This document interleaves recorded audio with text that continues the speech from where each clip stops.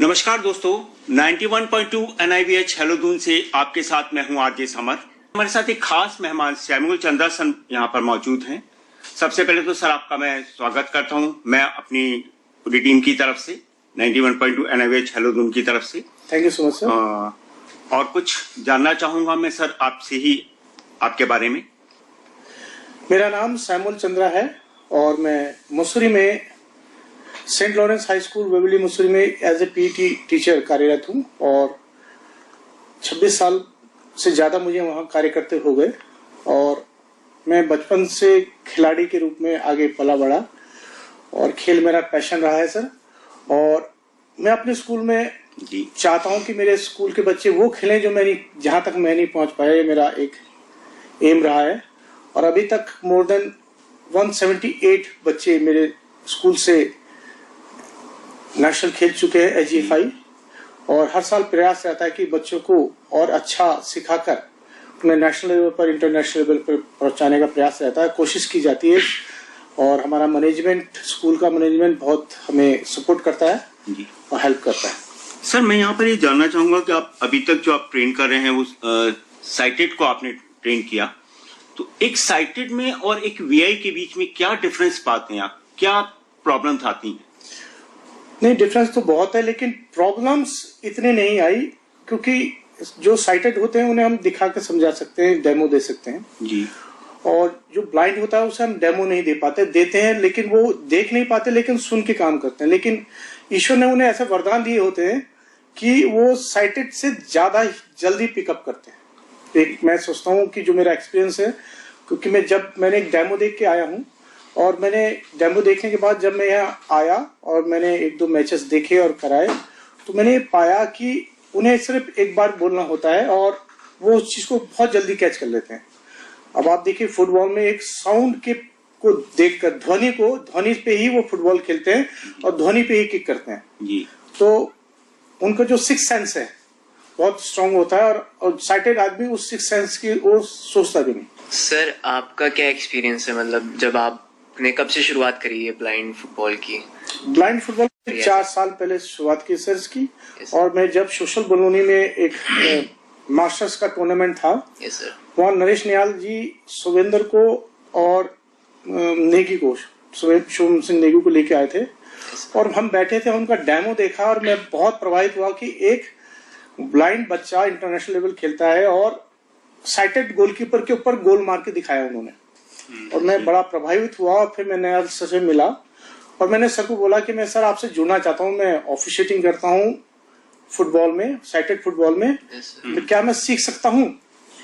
तो सर ने मेरे को बोला कि सर आपका वेलकम है और बहुतों ने बोला आने के लिए लेकिन कम लोग आए, तो मैंने सर को बोला मैं आऊंगा और मैं सर से जुड़ गया। और मैं धन्यवाद देना चाहूंगा NIPD के प्रधानाचार्य, उनका मैनेजमेंट का और स्पेशली निहाल सर का। जब भी मैं आया उन्होंने मुझे बहुत सिखाया और एज ए गुरु उन्होंने मुझे सिखाया और आज मैं इंटरनेशनल लेवल पे हूँ और मेरे द्वारा सिखाने की यहाँ आई।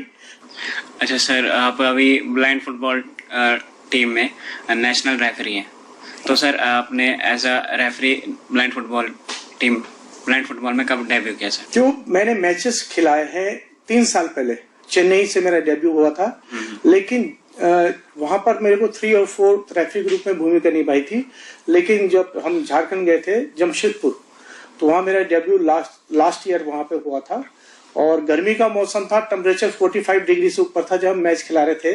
बहुत टफ था सभी के लिए, लेकिन जब हम मैच खिलाते हैं तो उस समय हमारा सारा फोकस मैच पे, बॉल पे, प्लेयर्स पे होता है और वो बहुत अच्छा एक्सपीरियंस रहा हमारे लिए और हमें बहुत सीखने को मिला। और कई बार हम इन्हीं बच्चों से सीखते हैं, बहुत सारी चीजें हैं जो हमारे ध्यान में नहीं आती, इनसे सीखते हैं और इन्हीं पे लागू करते हैं, तो बहुत अच्छा एक्सपीरियंस रहता है। और इनके साथ मिलना, बातचीत करना, इनके जो विचार हैं जानने को मिलते हैं, इनके बारे में जानने को मिलता है, वो हमारे बारे में जानते हैं। मतलब एक फ्रेंडली माहौल पैदा हो जाता है और इनके साथ काम करके एक दिल को तसल्ली होती है कि हम इनके साथ भी हैं और खुशी होती है कि हम दूसरों के लिए तो हमने बहुत काम किया, आज हमें साइटेड के लिए बहुत काम किया लेकिन ब्लाइंड के लिए काम कर रहे हैं, हम अपने आप को गौरव महसूस करते हैं।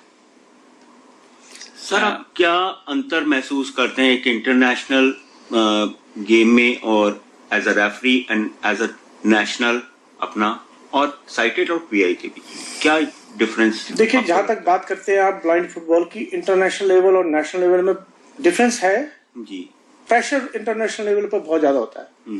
प्रेशर इस प्रकार से होता है इंटरनेशनल में, जो भी खिलाड़ी हैं वो सारे रूल्स जानते हैं जी। और आपकी एक गलती वो अगर आपने की वो पकड़ लेते हैं, वो एकदम चिल्ला जाएंगे आपको कि आप ये गलत डिसीजन दे रहे हैं। आपको बहुत शार्प होना है और बहुत अपनी विस्लिंग पे, अपनी पोजीशन पर बहुत ध्यान देना है। अगर आप सही तरीके से कार्य करेंगे तो आप आगे बढ़ सकते हैं, नहीं तो आप डेब्यू करके फिर वापस आप नेशनल की तरफ आ जाएंगे, आपको दोबारा मौका नहीं मिलेगा।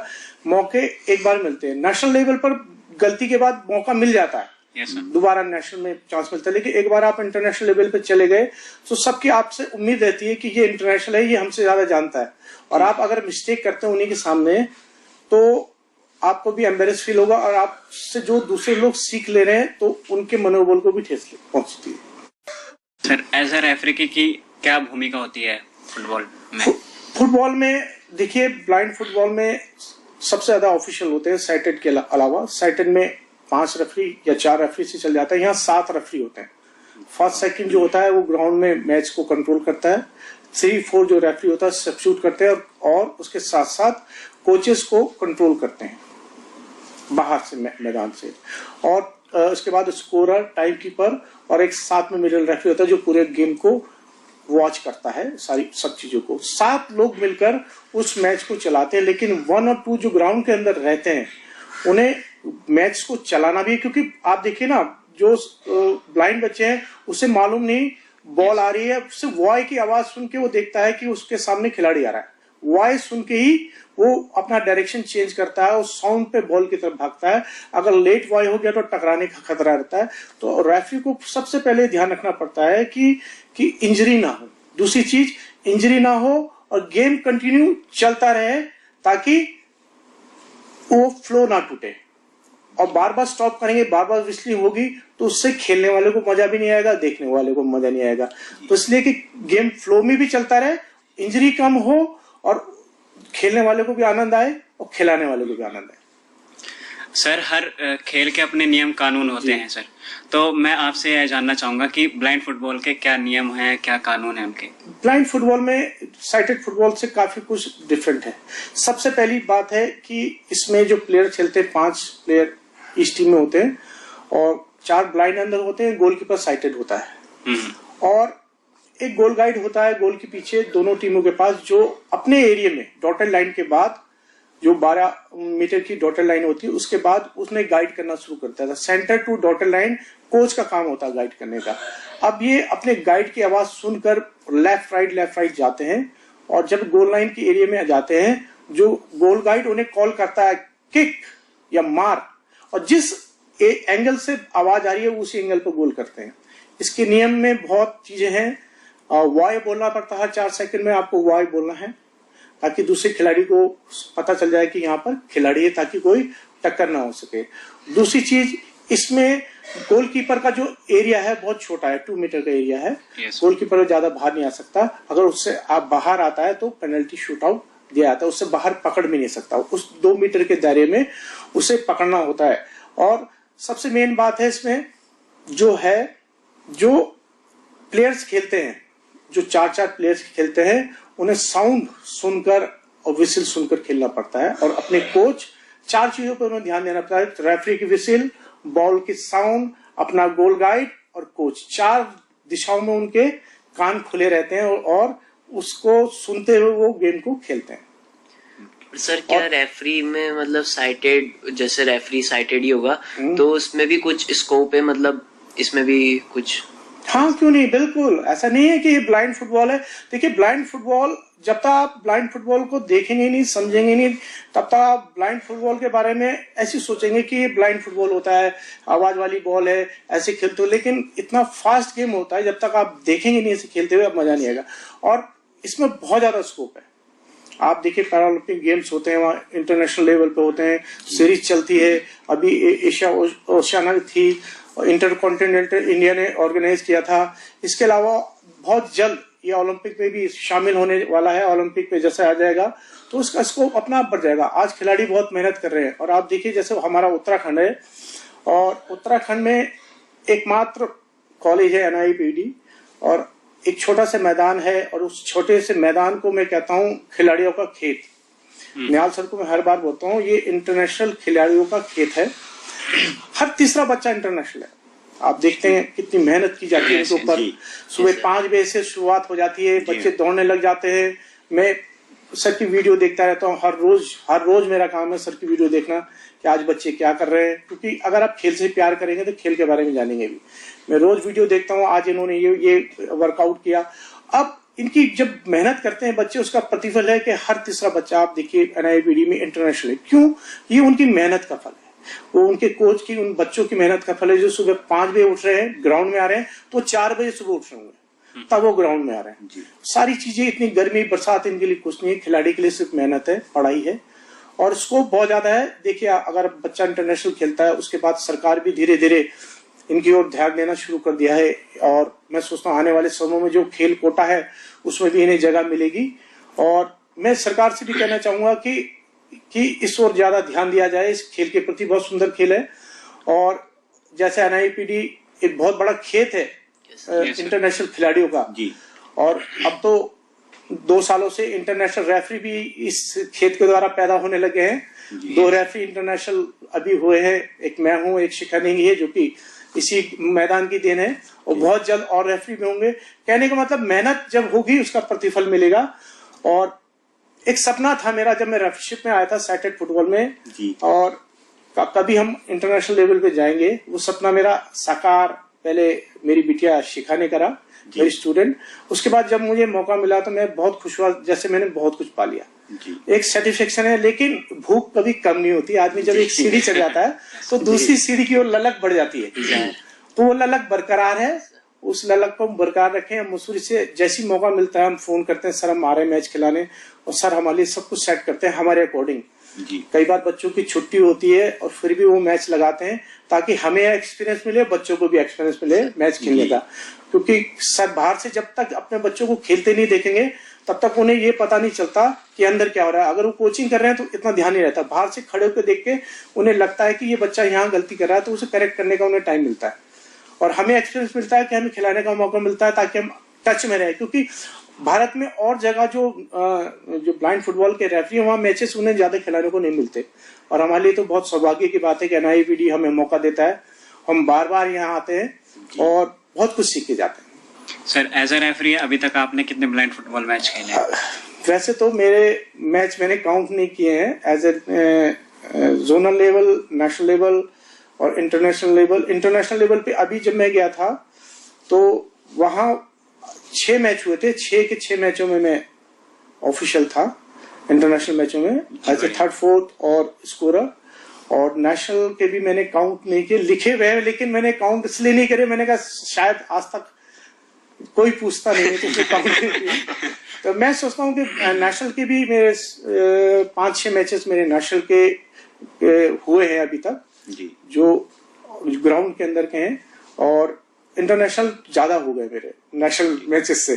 मुझे वहाँ पूरा मौका मिला। वहाँ फाइनल में मेरे को मौका नहीं था, सेमीफाइनल तक मेरे को बोला गया था। वहाँ मैं फाइनल के लिए अलग टीम निर्धारित थी, तो सेमीफाइनल के तुरंत बाद मेरे को बोला गया वहाँ के ऑफिशियल ने कि आपको 3rd रेफरी आप इस मैच के लिए है। क्योंकि जापान की जो टीम थी उनके जो कोच थे बहुत एग्रेसिव थे, और क्योंकि कोच का एक दायरा होता है, उस दायरे के अलावा उन्हें बोलना नहीं होता। उस जब डॉटर लाइन शुरू हो जाती है उसके बाद गोल वाइड का एरिया शुरू हो जाता है, तो उन्हें उस एरिया में कंट्रोल करके रखा था मैंने सेमीफाइनल तक, और बहुत अच्छी तरह से कंट्रोल किया था। तो उन्होंने मुझे चांस दिया फाइनल में भी, और सचमुच मैं थाईलैंड एसोसिएशन का भी धन्यवाद देना चाहूंगा कि उन्होंने हमें मौका दिया। हम 2 रेफरी इंडिया से गए थे और हमें लगभग सभी मैचों से उन्होंने चांस दिया। सर आपका बेस्ट मैच कौन सा रहा, मतलब अभी तक जितना आपने करा रेफरी बनके, सबसे बेस्ट कौन सा लगा आपको? वैसे तो सारे ही बेस्ट होते हैं। हाँ, बेस्ट रहा मेरा, मैंने एक मैच खिलाया था यहाँ पर छत्तीसगढ़ में। छत्तीसगढ़ में था तो गर्ल्स का मैच, वो टीम थी Orissa versus I think MP। तो उसमें था मैं रेफरी, और उसमें थोड़ा सा कॉन्फिडेंस लेवल बढ़ गया था मैच खेला, क्योंकि मुझे खुद से लगा कि इस मैच में मेरे से शायद एक भी कुछ छूटा नहीं है, और वहां से मेरा कॉन्फिडेंस लेवल बढ़ने लग गया। ऐसे इन लोगों का आपके जो प्लेयर्स रहते हैं इनका भी एक डाइट चार्ट और वो सब चीजें पर्टिकुलर वो करना होता है, तो क्या आप लोगों का भी रहता है वो सब चीजें? नहीं, प्लेयर्स का डाइट चार्ट रहता है। हम क्या है जो ऑफिशियल होते हैं, हमारे पास हमें अपने आप को फिट रखने के लिए अपना डाइट चार्ट, अपनी रनिंग खुद करनी होती है। जो इंटरनेशनल लेवल है जी, उसमें मिस्टर मरियानो जो हमारे कोऑर्डिनेटर हैं इंटरनेशनल, वो महीने में एक बार उन्हें 5 किलोमीटर रन की उनका एक ऐप है, उसके अकॉर्डिंग वो 5 किलोमीटर रन 30 मिनट में हमें कंप्लीट करके भेजना होता है कि हम इसके अंदर कर रहे हैं। Very nice. और तो अगर हम ये कर रहे हैं तो अपना आप फिट हैं। और इसके साथ साथ जो हम लोग स्पोर्ट, क्योंकि रेफरी वही है जो स्पोर्ट्समैन है, अपने स्कूलों में इधर उधर कुछ ना कुछ करता है, और हम अपनी फिटनेस के लिए स्कूल में तो करते हैं, लेकिन शाम को हमारा एक रूटीन है 6 to 8 जी, मोस्टली हम बैडमिंटन खेलते हैं। बैडमिंटन से बढ़िया एक्सरसाइज नहीं है जी, जी। और बैडमिंटन बहुत अच्छा गेम है। अगर आप शाम को खेलते हैं, थोड़ा रनिंग कर लेते हैं तो आप फिट हैं, और आपकी डाइट अगर ठीक है तो आप थोड़ा वर्कआउट करते हैं, तो मैं सोचता हूँ आपकी फिटनेस कहीं नहीं जाएगी। सर स्पोर्ट्स के अलावा आपकी कौन कौन सी हॉबीज हैं? हाँ, मेरी हॉबी गार्डनिंग है, कुकिंग है, और मैं कुकिंग खूब करता हूँ। और चैनल तो मैंने कोई नहीं बनाया, लेकिन मैं व्हाट्सएप पे डालता रहता हूँ अपने स्टेटस में, और फिर कमेंट्स आते हैं अक्सर कि हमें कब बुला रहे हैं। और गार्डनिंग का भी है, और मैंने लॉकडाउन में एक छोटा सा गार्डन शुरू किया था जी, जो अब काफी बड़ा है, और जो मैं फेसबुक पे डालता हूँ प्लांट्स, क्योंकि मैं जब स्कूल से आता हूँ, चाय पीता हूँ, दिन भर के हल्ले गुल्ले से कभी रिलैक्स होना है तो गार्डन में चाय लेके बैठ जाओ और अपने प्लांट के बीच में, और बड़ा सुकून मिलता है वहां पर। और मेरा अक्सर समय 1-1.5 घंटा शाम को अपने गार्डन में जाता है, और मुझे बड़ी खुशी होती है अपने प्लांट्स के बीच काम करने का। एक रेफरी और एक कुकिंग का पैशन, ये थोड़ा सा कुकिंग का पैशन तो बहुत ज्यादा जागा लॉकडाउन से। ओके, क्योंकि कुकिंग तो हमने बचपन से की है, 6-7 क्लास से मैं कुकिंग करता था, क्योंकि मम्मी पापा दोनों जॉब में थे, और एक टाइम मैं खाना बनाता था, एक टाइम मेरा भाई, तो खाना बनाना आता था। लेकिन अब डिलीशियस खाना कैसे बनना है वो यूट्यूब में देख कर और बनाना शुरू कर, क्योंकि मुझे खाने का शौक है। खाने का शौक होगा तो बनाने का शौक भी हुआ। तो लगभग चिकन की बहुत अच्छी डिश 20-25 डिश बना लेता हूँ, और स्पेशली मेरे हाथ की बिरयानी अगर कोई खाता है तो सब बिरयानी भूल जाते हैं। चलिए सर, कभी मौका लगा तो आपके मिलेंगे जरूर। पैशन हमारा भी है कुकिंग का, एज ए वीआई होने के बाद में भी जी। मुझे बड़ा मजा आता है जब भी यहाँ से घर जाता हूँ। जी, कोशिश करता हूँ कि कुछ ना कुछ अपने हाथ से बना के खाऊं, बड़ा मजा आता है उस चीज। देखिए, लोग कहते हैं ना आपके हाथ में स्वाद है, हाथ में स्वाद नहीं होता। अगर आप खुशी खुशी खाना बना रहे हैं ना जी, थोड़ी सी हल्दी, धनिया, मिर्च, नमक भी डाल देंगे ना, वो बहुत टेस्टी बनता है। कुड़ करके खाना बनाएंगे ना तो कितने मसाले कितनी देर तक भुनेंगे, उसमें स्वाद नहीं आएगा। अगर दिल से बनाएंगे कोई तो भी काम अगर आप दिल से करते हैं तो उसमें आनंद ही आएगा। चाहे आप खेल हो, चाहे पढ़ाई हो, या कोई भी काम, जो भी खुशी से किया गया कार्य, खुशी से किया गया पढ़ाई, खुशी से किया गया एक्सरसाइज, वो आपके लिए बेनिफिट वाली होगी। और आप बहुत अच्छी डाइट खा रहे हैं, कुड़कुड़ा रहे हैं, तो आपके शरीर को भी नहीं लगेगी। वही वाली बात है कि कई बार है कि मैं सोचता हूँ हर आदमी को हफ्ते में 1-2 बार खाना बनाना चाहिए, पत्नी भी खुश रहती है, और घर में बड़ा अच्छा माहौल रहता है। सर फुटबॉल के अलावा आपका कौन सा गेम सबसे ज्यादा फेवरेट है? फेवरेट क्रिकेट बहुत खेलते थे, लेकिन क्रिकेट को मसूरी में क्रिकेट का टूर्नामेंट बहुत कम होने लगे, तो अब शाम को जो हम बैडमिंटन खेलते हैं फिटनेस के लिए, अब उसकी तरफ मेरा झुकाव काफी हो गया है।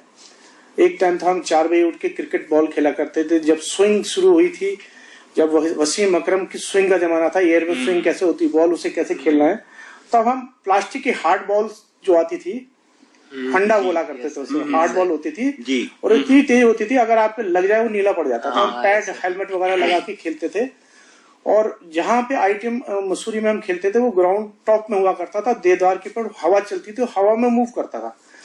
तो जब हम यूनिवर्सिटी की तैयारी करते थे उसी में हम खेला करते थे, और हमारा टारगेट रहता था जो बैट्समैन है उसके 4-5 निशान तो बनाने हैं, तो ये टारगेट लेके खेला करते थे। साथ के दोस्त थे, तो वो जमाना था कि कॉलेज भी हम पराठे और सब्जी ले आया करते थे। आज का बच्चा स्कूल खाना नहीं ले आता, हम पूरा एमए तक अपने कॉलेज में खाना लेके गए, sir. और उसके बाद हम खेलने चला जाते थे, मॉर्निंग में भी जाते थे। लेकिन एक चीज रही, हमारे माँ बाप ने बहुत सहयोग किया, कभी खेलने से रोका नहीं जी। हर चीज में उन्होंने, उनकी तरफ से कोई बंधन नहीं रहे और जो हम करना चाहते थे कोई रोक टोक नहीं हुई। और क्योंकि उस समय माता पिता दोनों जॉब वाले थे, प्राइवेट जॉब में थे, तो दिन भर हम खाली ही रहते थे, तो मतलब विश्वास था उन्हें कि कहीं गलत दिशा में नहीं जाएंगे जी। और धीरे धीरे अब ये तो हमारा प्रोफेशन बन गया। और आज मेरे शहर में मेरे को पहले पिताजी के नाम से जाना जाता था, ये उनका पुत्र है, आज मेरे को मेरे नाम से जाना जाता है। बहुत बढ़िया। और ये बहुत लगभग बढ़िया, बहुत शहर बढ़िया के लोग, अगर आप मसूरी शहर में आएंगे, जी। अगर किसी से पूछेंगे कि मुझे वहां जाना है दुकानदार से, वो आपको मेरे घर तक का पता बता देगा। तो मतलब है कि छोटा शहर है और काफी पहचान है। हर तीसरा आदमी, तो मैं कहीं बाहर जाता हूँ तो बहुत मान सम्मान देते हैं, कई संस्थाएं मान सम्मान देते हैं, बधाई देते हैं। तो उससे क्या होता है, एक बूस्टर मिलता है और बेहतर कार्य करने की ऊर्जा मिलती है जब मान सम्मान मिलता है। तो मेरे शहर ने मुझे बहुत प्यार किया है खेलों के मामले में। जी। सर जैसे बहुत सारे साइटेड भी हमारे लिसनर देख रहे होंगे, है ना, व्यूअर्स, तो आप उनके लिए क्या कहना चाहेंगे ब्लाइंड फुटबॉल की ओर से, मतलब क्या संदेश है? देखिए, ब्लाइंड फुटबॉल जब तक नहीं देखा तब तक उन साइटेड के लिए इजी गेम है, कुछ नहीं है। लेकिन ब्लाइंड, मैं आपको साइटेड लोगों के लिए बोलना चाहूंगा, ब्लाइंड फुटबॉल से सुंदर गेम कोई नहीं है। अगर मैं उसकी विशेषता बताता हूं कि एक ब्लाइंड फुटबॉल खिलाड़ी चार चीजों को सुनकर, एक बॉल की साउंड, रेफरी की विसेल, अपना कोच की आवाज और गोल गाइड की आवाज, चार, और गोलकीपर, 5 लोगों की डायरेक्शन में वो खेलता है और 5 लोगों के डायरेक्शन को लेकर वो अपनी बॉडी का मूवमेंट करता है और साइटेड गोलकीपर के ऊपर गोल मारता है। और जब तक ब्लाइंड फुटबॉल, आप कोई भी साइटेड है, अगर व्यूअर्स सुन रहे हैं, मैं उनसे कहना चाहूंगा आप यूट्यूब में डालिए ब्लाइंड फुटबॉल और आप जरा देखिए उस गेम को और समझिए, और एक बार आपकी आंख बंद करके कुछ चीज करने लग जाइए तो आपको अंतर समझ में आ जाएगा कि ये कितना कठिन खेलना है और कितने शानदार तरीके से ब्लाइंड फुटबॉल के बच्चे इस गेम को खेलते हैं। इतना आसान नहीं है और मैं सोचता हूं कि इससे सुंदर गेम, और इसमें बहुत ज्यादा फाउल तो है, सब रिस्ट्रिक्शन है, लेकिन कब मैच खत्म हो जाता है पता नहीं चलता। 1 घंटा लगता है लेकिन ना थकान होती। मैच देखते हुए, उनकी स्किल देखते हुए इतना मजा आता है कि इतनी अच्छी स्किल के साथ इतनी मेहनत करते हैं बच्चे, इतनी स्किल के साथ इतना सुंदर तरीके से गेम को खेलते हैं, चाहे बॉयज हैं चाहे गर्ल्स हो। मैं कहना चाहूंगा उत्तराखंड की गर्ल्स लास्ट ईयर जब चैंपियन बनी तो उस समय हमारे लिए, हम वहां थे, हमारे लिए बहुत गौरव का पल था और मैच सिखाने की चाह रहे थे कि हम अपनी टीम के साथ डांस करें। हमारी उत्तराखंड की टीम जीती थी, बॉयज में भी चैंपियन बनी थी और गर्ल्स में भी चैंपियन बनी थी, और हमारी बड़ी इच्छा होती थी हम टीम के बीच जाएं, बच्चों को उठा के डांस करें उनके साथ। लेकिन रेफरी, हम लोग रेफरी पैनल में थे, हम बिल्कुल ये चीजें नहीं कर पाते क्योंकि हमारा लगाव इनसे इसलिए था क्योंकि हम यहाँ पर उन्हें मैचेस खिलाते थे, उन बच्चों के साथ लगाव हो जाता है। लगाव था हमारा इन बच्चों से बहुत ज्यादा, और हम चाहते थे कि हमारी उत्तराखंड की टीम रहे। हम फाइनल में रेफरी तो नहीं थे क्योंकि वो सेम स्टेट का रेफरी नहीं होता है अक्सर, लेकिन अंदर ही दिल से लग रहा था हमारा स्टेट चैंपियन बन गया और चाह रहे थे हम डांस करें, लेकिन मजबूरी में हम डांस भी नहीं कर पाए और उनके साथ फोटो भी नहीं खिंचा पाए। ये रिस्ट्रिक्शन रहते हैं हमारे रेफरी के कि हमारे लिए सभी टीमें समान है। हम ट्रेन में चाहे हम साथ जाते हैं, साथ बातें करते हैं, लेकिन जब मैच में उतरते हैं तो हम दूर से ही ऑल द बेस्ट बोलते हैं, इनसे मिलने भी नहीं जाते। एक खेल भावना होती है, ये खेल भावना है ताकि हमारे लिए सारी टीमें बराबर होती है। लेकिन जब उत्तराखंड की टीम खेल रही थी, जब जीते, तो उस समय हमारे लिए खुशी का ठिकाना नहीं रहा। एक जुड़ाव है हमारा उनसे, लेकिन हम अपनी गरिमा में रहे, हमें बहुत अच्छा लगा और बहुत खुश रहे कि हम, बहुत अच्छा लगा कि हमारी लड़कियां बहुत अच्छा कर रही हैं। सर, यहाँ पर मैं आपसे एक चीज चाहूंगा कि जैसे आज की जनरेशन में जो एक ऑब्जर्व कर रहे हैं कि मोबाइल के प्रति रुझान ज्यादा होता जा रहा है, फिजिकल एक्सरसाइज उससे वो कम होता जा रहा है, तो एज ए स्पोर्ट्स पर्सन आप चाहे वो साइटेड हो या वो वीआई हो, उसको क्या संदेश देना चाहेंगे? देखिए, मोबाइल इस समय, पहले क्या होता था, हर घर में टीवी होता था, एक जन लगाता था, सब लोग देखते थे। आज लॉकडाउन के बाद मजबूरी में माता पिता को बच्चों को मोबाइल देना पड़ा जी। अब वो उनके पास ऐसा चिपक गया, इतने यूज्ड टू हो गए कि बच्चा मोबाइल से बाहर, क्योंकि पहले साल भर वो 6 महीने साल भर वो मोबाइल से बाहर इसलिए नहीं निकल पाया कि उसके पास मजबूरी थी, ना बाहर खेल सकता था ना कुछ, उसके लेसन भी उसी में आ रहे हैं, उसका वर्कआउट भी सारा जो काम करना उसी में आ रहा है, होमवर्क उसी में आ रहा है, स्टडी उसी में हो रही है, तो करा। लेकिन बाद में इतने यूज हो गए, आज भी बच्चे, मैं अपने स्कूल की बात करता हूँ जहाँ मॉर्निंग प्रैक्टिस में मेरे पास मोर देन 60 बच्चे होते थे, आज मोर देन 30 नहीं है। बच्चे आना ही चाहते, बच्चे उसके बाद खेलो ही नहीं, पढ़ाई के प्रति भी बहुत सारे बच्चे लॉकडाउन में लिखने की प्रैक्टिस भूल गए, पढ़ने की जो स्कूल में होती थी वो भूल गए। और अगर बच्चों को माता पिता के द्वारा, आज भी मैं कहना चाहूंगा, अगर आप अपने बच्चे से प्यार करते हैं तो आपका उसका भविष्य के ऊपर ध्यान रखते हुए बच्चों के ऊपर मोबाइल पर रिस्ट्रिक्शन लगाना बहुत जरूरी है।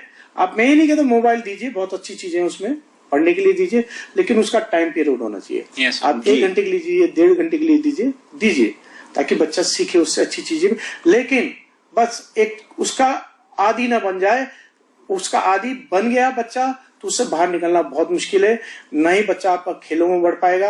अब देखिए बहुत सारे बच्चे उसी में गेम खेल रहे हैं, बैटिंग लगा रहे हैं, माँ बाप को पता नहीं, मतलब एक प्रकार का धीरे धीरे वो उस चीज पे बढ़ता जा रहा है। बहुत सारे बच्चे वो देखते हैं बाइक वाला गेम खेलते हैं, बहुत वाले बच्चे झुंड बना के किलिंग वाला गेम खेलते हैं, मैंने देखा खेलते हुए। तो ये है कि वो मैदानों से दूर होता है। बच्चा अब शारीरिक व्यायाम से भाग रहा है क्योंकि उसमें पसीना निकालना पड़ता है, मेहनत करनी पड़ती है। अगर बच्चा खेलेगा नहीं तो स्वस्थ कैसे रहेगा? तो सबसे बड़ी बात ये। और दूसरी बात मैं कहना चाहूंगा, बच्चों को जंक फूड से दूर रखें, बच्चों को हरी सब्जी डाइट में जरूर दे, दाल, हरी सब्जी, कुरकुरे और चाउमीन मोमो से इनका शरीर बढ़ नहीं पाएगा, इनके शरीर को नुकसान ही होगा। हमें बहुत अच्छा लगा आपसे बात करके सर। और सबसे पहले तो आपका बहुत बहुत धन्यवाद कि आप अपना कीमती समय आपने हमें यहाँ पर दिया। और जाते जाते आप हमारे सुनने वालों को क्या कहना चाहेंगे सर? मैं जाते जाते सभी व्यूअर्स से कहना चाहूंगा, मैं ब्लाइंड फुटबॉल के बारे में सबसे पहले कहना चाहूंगा, राजपुर रोड पर जो संस्था है NIPD, जो देहरादून के व्यूअर्स हैं, बच्चों को आपके सपोर्ट की आवश्यकता है, आपके प्यार की आवश्यकता है। और अपने बच्चों को प्रेरित करिए, कोई एक खेल, कोई भी एक खेल 1 घंटा बच्चा खेले। अगर आपके पास घर के आसपास मैदान नहीं है तो बच्चे को के साथ आप खुद साइकिलिंग करें, जॉगिंग करें, किसी न किसी शारीरिक व्यायाम से जोड़ें और खेलों से प्यार करें। और स्वस्थ, जब आप खेल खेलेंगे तो आप स्वस्थ रहेंगे, और अगर आप स्वस्थ हैं तो आपका मस्तिष्क भी स्वस्थ रहेगा, आपका शरीर भी स्वस्थ रहेगा। बहुत खूब सर। तो आज के कार्यक्रम में बस इतना ही। तब तक के लिए हमें दीजिए इजाजत। नमस्कार और सुनते रहिए 91.2 NIVH हेलो दून।